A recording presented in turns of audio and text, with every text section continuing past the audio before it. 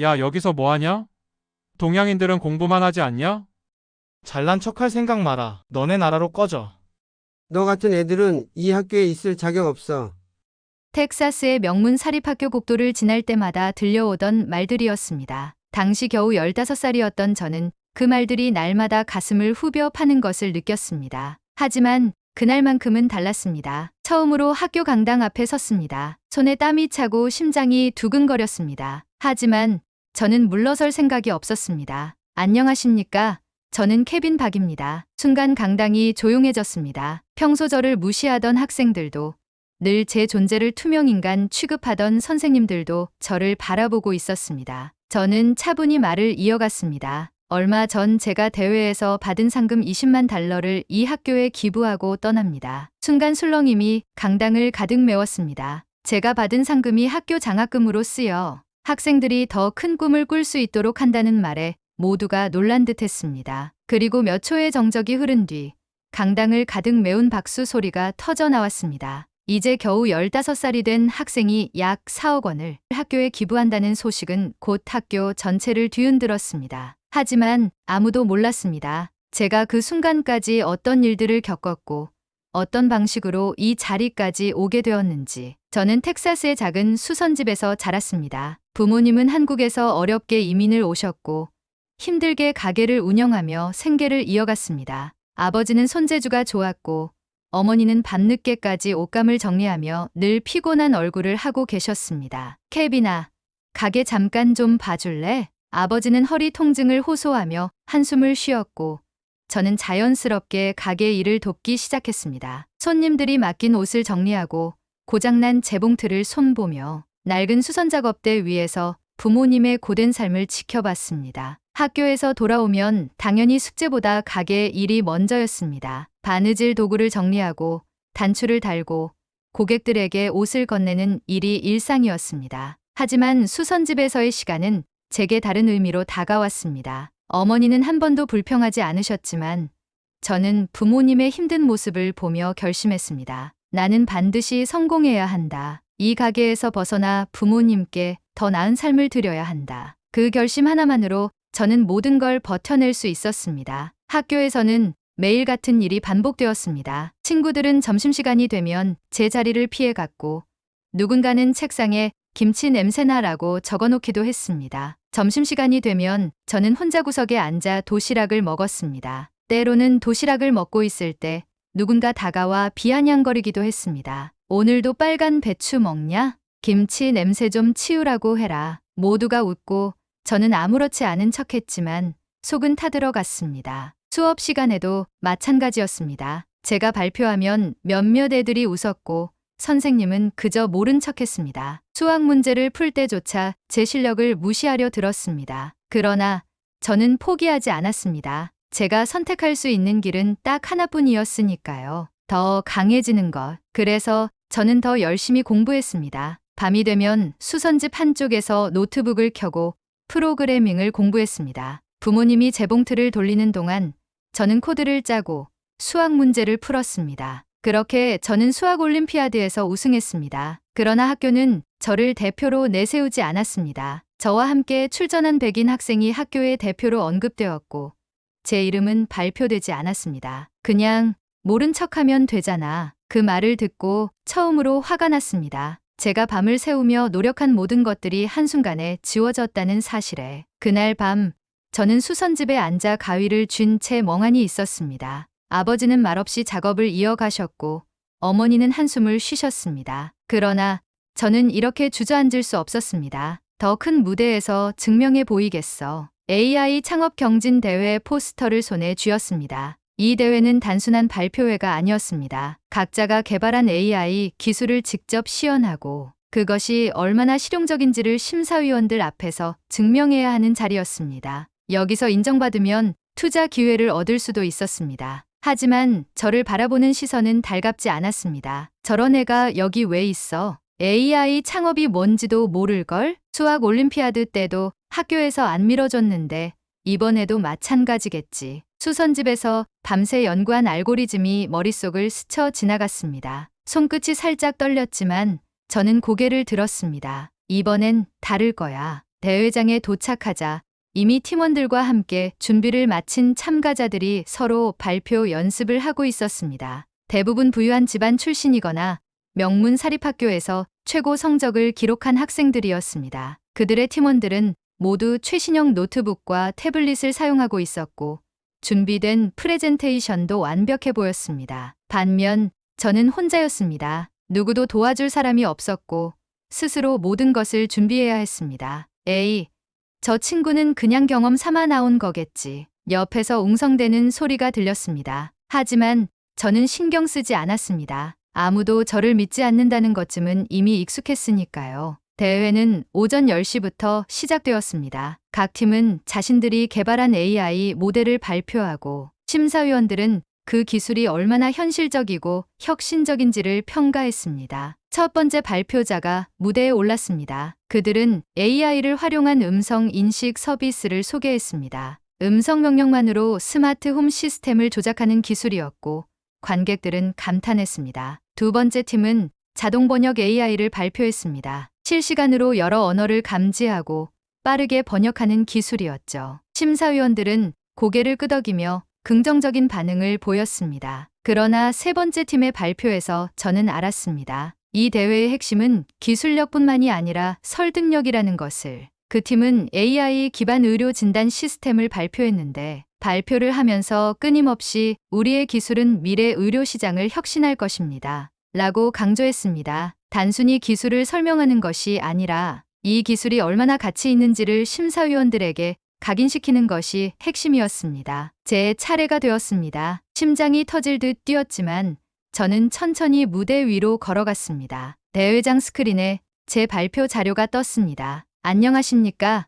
저는 케빈 박입니다. 순간 대회장이 조용해졌습니다. 몇몇 학생들은 속삭이며 저를 바라보았고 심사위원들도 관심을 보였습니다. 저는 발표를 시작했습니다. 이 기술은 AI를 활용해 기존의 수선업을 자동화하는 알고리즘입니다. 잠깐 정적이 흘렀습니다. AI 수선업. 대부분의 참가자들이 최첨단 산업을 다루고 있는 것과는 다르게 제 발표는 예상 밖이었기 때문이었습니다. 저는 설명을 이어갔습니다. 현재 수선업 시장은 비효율적인 방식으로 운영되고 있습니다. 고객들은 기다려야 하고 작업자들은 일정 관리를 수작업으로 해야 합니다. 하지만 제 AI 모델은 이를 자동화하고 효율성을 극대화할 수 있습니다. 몇몇 심사위원들이 고개를 끄덕였습니다. 그들의 반응을 보고 저는 더 확신을 가졌습니다. 이 기술은 단순한 이론이 아닙니다. 저는 이 시스템을 실제로 구현해서 부모님의 수선집에 적용해 보았습니다. 그리고 그 결과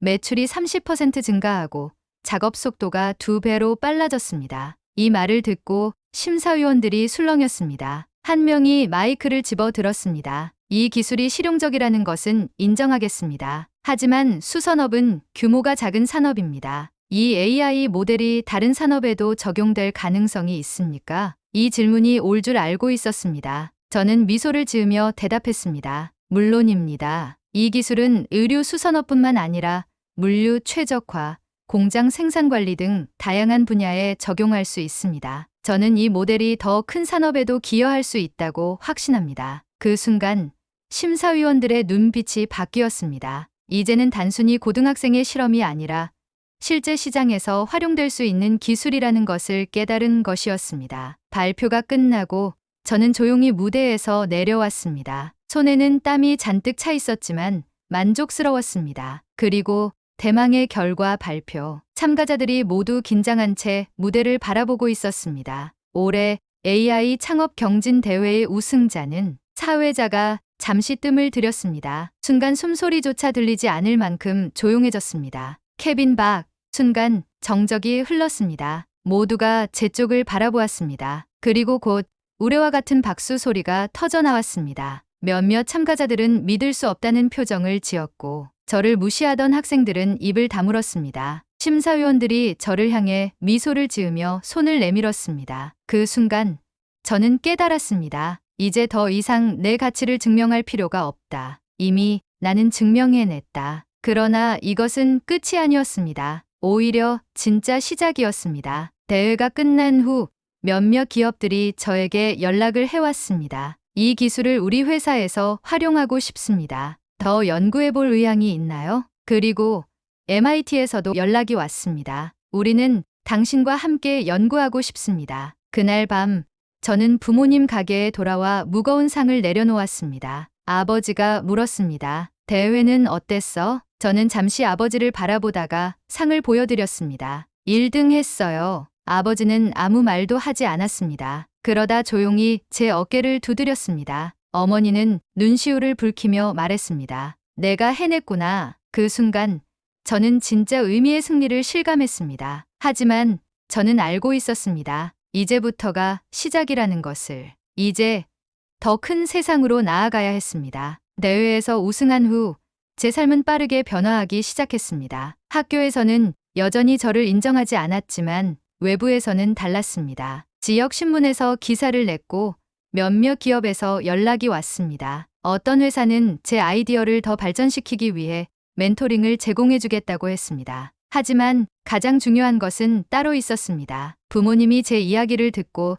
처음으로 활짝 웃으셨다는 것이었습니다. 내가 해냈구나, 케빈. 아버지는 제 등을 두드려 주셨고 어머니는 말없이 제 손을 꼭 잡았습니다. 하지만 저는 여기서 멈추지 않았습니다. 이제 시작이었으니까요. 투자사에서 제 프로젝트를 검토하고 싶다고 했습니다. 그들은 저를 미팅에 초대했고 그곳에는 수십 명의 투자자들이 앉아 있었습니다. 그곳에서 저는 다시 한번 발표를 해야 했습니다. 강당에서 연설했던 그날처럼 심장이 두근거렸습니다. 하지만 이번에는 확신이 있었습니다. 저는 AI를 활용해 기존의 산업을 혁신할 수 있다고 믿습니다. 제가 수선집에서 일하면서 배운 것들이 있었습니다. 손님이 많아지면 부모님은 너무 바빠졌고 고객의 요청이 누락되는 경우도 많았습니다. 작업을 체계적으로 정리하고 자동으로 스케줄을 관리할 수 있는 시스템이 필요하다는 것을 깨달았습니다. 그 시스템을 AI로 구현하면 더 많은 수선집이 효율적으로 운영될 수 있을 것이었습니다. 투자자들은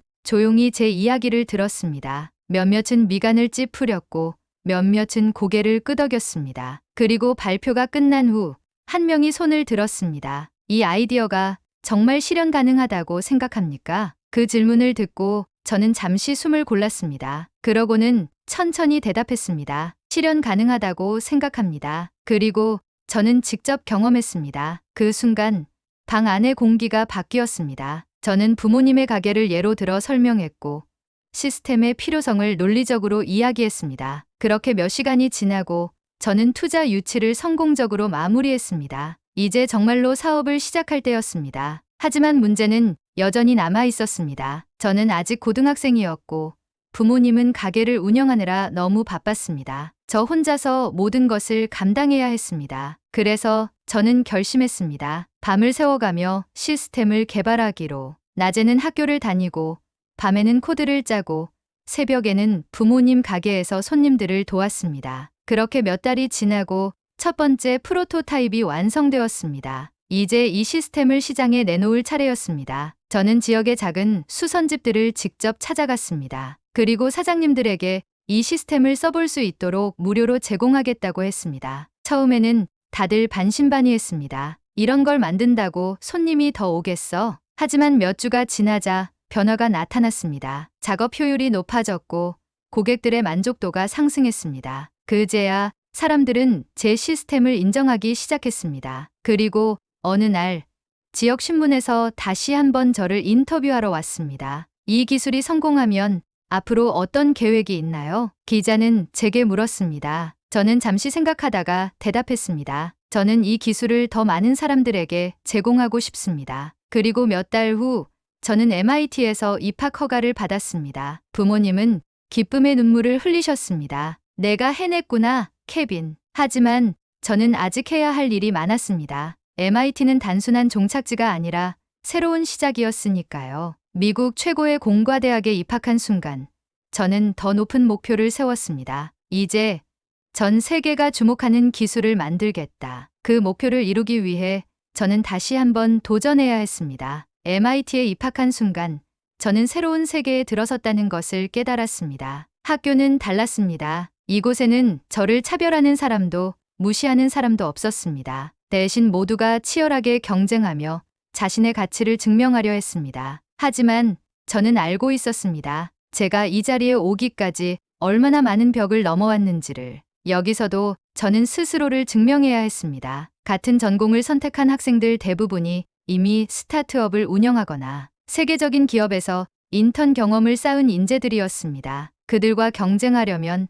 더 노력해야 했습니다. 그래서 저는 수업이 끝나면 연구실에 남아 밤늦게까지 실험을 했습니다. 교수님들에게 끊임없이 질문을 던졌습니다. 그러던 어느 날 저는 교수님 한 분에게 불려갔습니다. 케빈, 내가 최근 연구한 알고리즘을 봤어. 이거 대단한데? MIT의 A 연구소에서 진행한 프로젝트였습니다. 저는 물류 최적화 알고리즘을 개발했고 그것이 기존 방식보다 월등히 뛰어나다는 것이 증명되었습니다. 이 기술을 상용화할 생각은 없나? 그 질문을 듣는 순간 저는 머릿속이 복잡해졌습니다. 연구자로 남아야 할까? 하지만 고민은 길지 않았습니다. 저는 이미 답을 알고 있었습니다. 네, 이걸 사업으로 만들고 싶습니다. 그때부터 저는 연구를 하면서도 창업을 준비하기 시작했습니다. MIT 교수님들은 저를 적극적으로 지원해 주었고 다른 학생들과 팀을 꾸려 기술을 현실에 적용하기 위한 계획을 세웠습니다. 그 과정은 쉽지 않았습니다. 실리콘밸리의 투자자들을 만나 프레젠테이션을 해야 했고 수많은 기업들에게 기술을 설명하며 협력을 제안해야 했습니다. 그 과정에서 한 가지 깨달은 것이 있었습니다. 사람들은 기술 그 자체보다는 그것이 어떻게 돈이 되는지를 원한다는 사실이었습니다. 그래서 저는 접근 방식을 바꿨습니다. 기술적인 설명이 아니라 이 기술이 기업의 비용을 얼마나 절감할 수 있는지를 강조했습니다. 그 전략이 통했습니다. 어느 날 미국의 대형 물류 회사에서 연락이 왔습니다. 당신의 기술을 우리 시스템에 적용하고 싶습니다. 그 전화 한 통이 제 인생을 또 한 번 바꿔 놓았습니다. 이제 저는 더 이상 학생 창업가가 아니었습니다. 이제는 진짜 기업가가 된 것이었습니다. 회사가 빠르게 성장하면서 저는 실리콘밸리로 거처를 옮겼습니다. 매일같이 회의를 하고 엔지니어들과 밤을 새우며 기술을 개선했습니다. 그러던 어느 날 저를 조롱하던 과거의 한 인물이 제 앞에 나타났습니다. 그는 학창시절 저를 괴롭히던 학생 중 하나였습니다. 이제는 한 대기업의 임원이 되어 있었습니다. 그가 제 사무실을 찾아와 말했습니다. 케빈, 오랜만이야. 우리 회사도 내 기술을 도입하고 싶어. 그 순간 저는 예전의 기억이 떠올랐습니다. 복도에서 저를 조롱하던 얼굴, 김치 냄새가 난다며 놀리던 목소리, 올림피아드에서 제 이름을 지으려 했던 그 순간. 하지만 저는 웃으며 손을 내밀었습니다. 반갑네. 어쩐 일이야? 그는 당황한 듯 웃으며 말했습니다. 그때는 어렸잖아. 다 실수도 하고 그러는 거지. 저는 그 말에 아무 대답도 하지 않았습니다. 대신 조용히 그를 바라보았습니다. 그의 회사는 저희 기술을 절실히 필요로 하고 있었습니다. 하지만 저는 고민 끝에 제안을 거절했습니다. 그는 당황하며 물었습니다. 왜 거절하는 거야? 우리 회사랑 협력하면 너한테도 큰 도움이 될 텐데. 저는 미소를 지으며 대답했습니다. 좋은 파트너를 찾고 있습니다. 하지만 당신과 함께할 이유는 없어 보이네요. 그날 이후 저는 깨달았습니다. 진짜 복수는 상대를 무너뜨리는 것이 아니라 그들이 감히 손을 뻗을 수 없는 곳까지 올라가는 것이라는 사실을. 회사는 더욱 빠르게 성장했고 저는 수많은 기업들과 계약을 맺었습니다. 어느새 회사의 가치는 수천억 원을 넘어섰습니다. 그리고 저는 드디어 부모님을 한국으로 모시고 갔습니다. 부모님은 오랜만에 고국의 공기를 맡으며 조용히 미소를 지으셨습니다. 저는 부모님께 말했습니다. 이제 더 이상 일하지 마세요. 편히 쉬세요. 어머니는 눈물을 흘리셨고 아버지는 말없이 제 등을 토닥여 주셨습니다. 그리고 저는 마지막으로 한 가지 결심을 했습니다. 어릴 적 저처럼 차별받고 힘든 시간을 보내는 아이들이 많을 것입니다. 저는 그들에게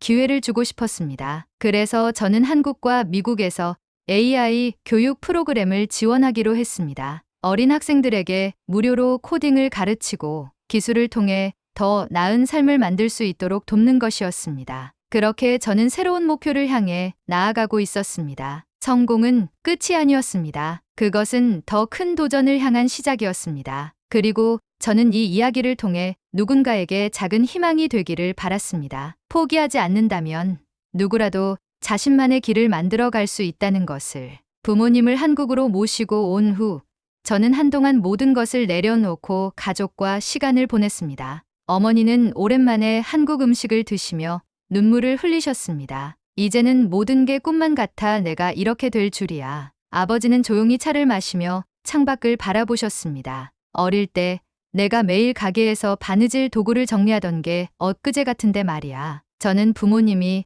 편안한 노후를 보낼 수 있도록 한국에 집을 마련해 드렸습니다. 부모님은 처음에는 부담스러워 하셨지만 결국 저의 진심을 받아들이셨습니다. 하지만 저는 가만히 쉴 수 없었습니다. 이미 성공했지만 아직 해야 할 일이 남아 있었습니다. 그리고 어느 날 저는 초등학교 한 곳에서 특강을 하게 되었습니다. 강당에는 수많은 아이들이 앉아 있었습니다. 그들의 눈빛은 반짝였고 저는 그들에게 말했습니다. 저는 아주 작은 수선집에서 자랐습니다. 아무도 저를 인정해주지 않았고 저는 많은 차별을 겪었습니다. 하지만 포기하지 않았습니다. 그리고 지금 저는 여러분 앞에 서 있습니다. 아이들은 조용히 제 이야기를 들었습니다. 어떤 아이는 눈을 반짝이며 손을 들었습니다. 저도 가난한데 저도 성공할 수 있을까요? 그 질문을 듣고 저는 미소를 지었습니다. 당연합니다. 중요한 것은 포기하지 않는 것입니다. 그 강연이 끝난 후